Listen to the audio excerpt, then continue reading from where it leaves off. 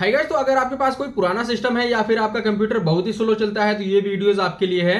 तो आज मेरे पास ऐसा सिस्टम आया है जिसकी रैम है करीब 8 GB DDR3 और इसमें जो हार्ड डिस्क है वो है करीब 150 GB की और इसका जो सीपीयू है वो है डुअल कोर 7th या 8th जनरेशन। तो इसमें नॉर्मल विंडोज अगर हम डालते हैं तो ये इतना स्लो चलता है कि यूजर इस पे काम ही नहीं कर सकता। अगर वो यूजर इसको ऑन भी करता है तो करीब ये 8 से 10 मिनट सिर्फ ऑन होने में ले लेता है। आज के इस वीडियो में हम इस सिस्टम में डालने वाले हैं विंडोज टाइनी ओएस का 21H2 ओएस डालने के बाद में हम देखेंगे कि ये फास्ट होता है या फिर स्लो ही चलता है। क्योंकि अगर मैं इसमें हार्ड डिस्क लगाता हूं तो आज के मार्केट के हिसाब से वो पड़ेगा मुझे करीब 8 से 9 हजार रुपए की 500 GB SSD। तो हम सोच रहे हैं कि हम बिना SSD लगाए इस पीसी को कैसे फास्ट बना सकते हैं। तो टाइनी ओएस को इंस्टॉल करने के बाद ये पीसी फास्ट होता है या फिर स्लो ही रहता है, तो आइए देखते हैं। अब जिस सिस्टम पे मैं टाइनी 10 इंस्टॉल करने वाला हूं तो उसका ओएस करप्ट है, तो मैं आपको नहीं दिखा पाऊंगा कि ये कितना स्लो है। और अगर मैं इसमें टाइनी 10 इंस्टॉल करने जाऊंगा तो ये मेरे आधे से पौने घंटे खा जाएगा इजिली। अब इसमें मैं टाइम बचाने के लिए मैं यूज करने वाला हूं क्लोनिंग का, क्योंकि इसमें 3.0 का पोर्ट नहीं है, इसमें 2.0 का पोर्ट।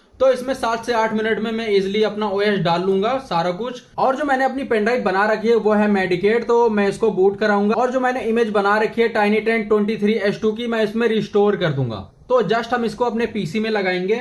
अब सिस्टम को पेनड्राइव में लगाने के बाद हमें उसको बूट कराना है, तो जस्ट हम रिस्टार्ट कर देंगे और दबाएंगे यहाँ पे F11 F12। अब जैसे हम F11 F12 दबाएंगे तो हमारे पास बूट मेनू खुल जाएगा और हमारी जितनी भी हार्ड डिस्क होगी सारी यहाँ पे आ जाएंगी, शो हो जाएंगी।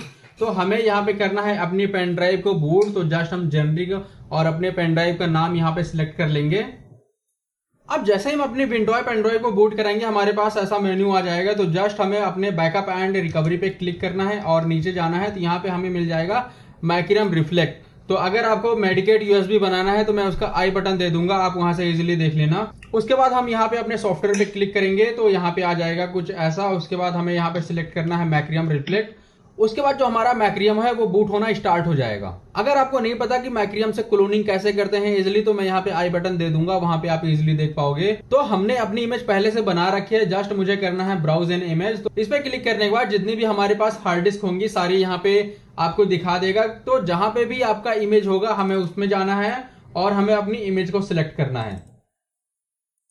इमेज को सिलेक्ट करने के बाद हमें ओके प्रेस करना है, तो कुछ आपके पास ऐसा कुछ चार्ट खुल जाएगा। उसके बाद हमें ये इमेज अब रिस्टोर करनी है।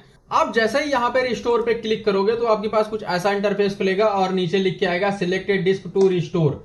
अब यहाँ पे हमें वो वाली हार्ड डिस्क सिलेक्ट करनी है जिसमें आपको विंडोज डालनी है।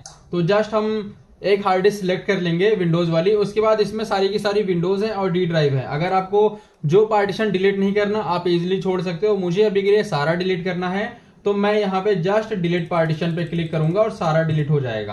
अब आपको ऊपर जो जो पार्टीशन आपको सिलेक्ट करना है आप इजिली कर सकते हो। तो यहाँ पे सी पार्टीशन है और उसके 3 बूट पार्टीशन है। तो जस्ट हम यहाँ पे कॉपी पार्टीशन पे क्लिक करेंगे और कर देंगे exact partition of and length. इस पे क्लिक करेंगे तो ये जो ऊपर वाला पार्टीशन होता है वो नीचे इजिली कॉपी पेस्ट हो जाएगा। उसके बाद हमें नेक्स्ट प्रेस करना है, फिर इस पे क्लिक करना है।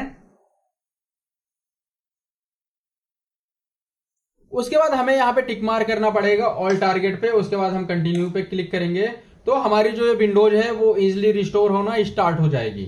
और अगर आपका सिस्टम यहाँ पे 3.0 सपोर्ट करता है तो ये हो जाएगा 2 से 3 मिनट में। और अगर वो 2.0 सपोर्ट करता है यूएसबी को तो वो लेगा करीब 8 से 10 मिनट।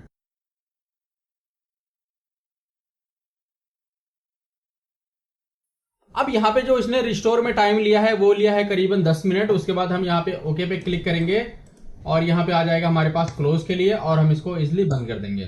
बंद करने के बाद अब हमें अपनी पेन ड्राइव को निकाल लेना है और इसको बूट होने देना है।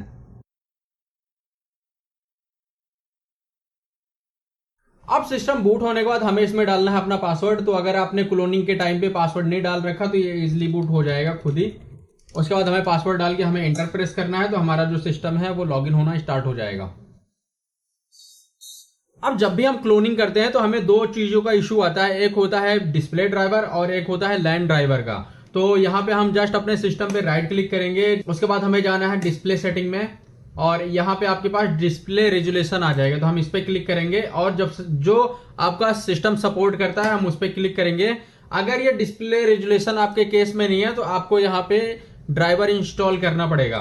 और उसके बाद ऐसे ही जैसा हम इसको देख रहे हैं ऐसे ही हम देख लेंगे अपना लैन का ड्राइवर। तो हम उसके लिए विंडो आर प्रेस करेंगे और यहाँ पे लिखेंगे ncpa.cpl। उसके बाद यहाँ पे हमारा लैन कार्ड आ जाएगा अगर उसका ड्राइवर है तो, नहीं तो अगर ये आपकी केस में ब्लैंक है तो ये भी आपको डालना पड़ेगा। अब जो मैंने इसमें विंडोज डाल रखी है उसका नाम है TinyOS 10 21S2 और जस्ट उसको देखने के लिए हम यहाँ पे लिखेंगे अबाउट दिस पीसी। तो यहाँ पे कुछ ऐसा आ जाएगा और हम यहाँ से इजिली अपना देख सकते हैं कि हमने कौन से विंडोज डाल रखे है। अब हमने जो विंडोज डाल रखी है उसका नाम है Tiny 10, लेकिन जो यहाँ पे लिख के आ रहा है उसका नाम है विंडोज 10 इंटरप्राइज LTSC। तो Tiny 10 विंडोज 10 का मॉडिफाइड वर्जन है जिसमें आपको विंडोज 10 के काफी सारे फीचर्स को हटा देते हैं इसको लाइट करने के लिए। तो अगर मैं बात करूं, मैंने इसमें रिस्टोर कर रखी है अपनी विंडोज को और मैंने इसमें पहले से ही अपने सारे सॉफ्टवेयर डाल रखे हैं। तो जस्ट हम एक बार सॉफ्टवेयर भी देख लेंगे।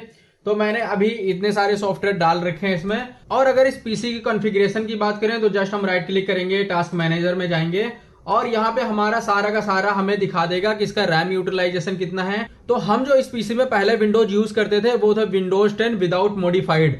तो उसमें जो रैम यूटिलाइजेशन था वो था करीब 4 GB के करीब, लेकिन इसमें जो रैम यूटिलाइजेशन है वो है 1.6 GB। और अगर मैं बात करूं यहाँ पे CPU यूटिलाइजेशन की तो वो तो एकदम नॉर्मल है। अगर हम बात करें हार्ड डिस्क नॉर्मलाइजेशन की तो अगर आप विंडोज 10 यूज करते हो तो मोस्टली केस में अगर आप हार्ड डिस्क यूज कर रहे हो तो ये 100% रहती है हमारी हार्ड डिस्क। उस केस में क्या होता है, जब हम पीसी को अपने यूज करते हैं तो वो पीसी काफी स्लो होता है, लेकिन इस इमेज में हमें ये बेनिफिट मिलता है कि हमारी जो डिस्क है वो 100% नहीं जाती। अब ये विंडो मॉडिफाइड जरूर है लेकिन आपके काम के इसमें सारे फीचर्स मिल जाएंगे। और अगर हम बात करें इसमें रजिस्ट्री की या फिर जीपी एडिट की तो ये सारा कुछ सपोर्ट करता है। और यहाँ पे अगर हम 3-4 एप्लीकेशन खोल के भी रखते हैं तो जो हमारी डिस्क है वो 100% नहीं जा रही। अगर आपके पास कोई ऐसा पीसी पड़ा है जो काफी पुराना है या फिर आपके पास नया ही पीसी है लेकिन वो स्लो चलता है, आप जितनी बार भी उसमें विंडोज 10 या विंडोज 11 इंस्टॉल करते हो वो स्लो ही चलते हैं हार्ड डिस्क की वजह से, तो आप ये वाला ओएस ट्राई कर सकते हो, विंडोज टाइनी 10। और इस ओएस का आप ओवरव्यू देख सकते हो कि इसने रैम कितनी यूटिलाइज कर रहा है, सीपीयू कितना यूटिलाइज कर रहा है और ये हार्ड डिस्क कितनी यूटिलाइज कर रहा है। तो अगर आपका कोई भी क्वेश्चन है तो आप कमेंट कर सकते हो। इस वीडियो में इतना ही, मिलते हैं नेक्स्ट वीडियो में, तब तक के लिए बाय बाय।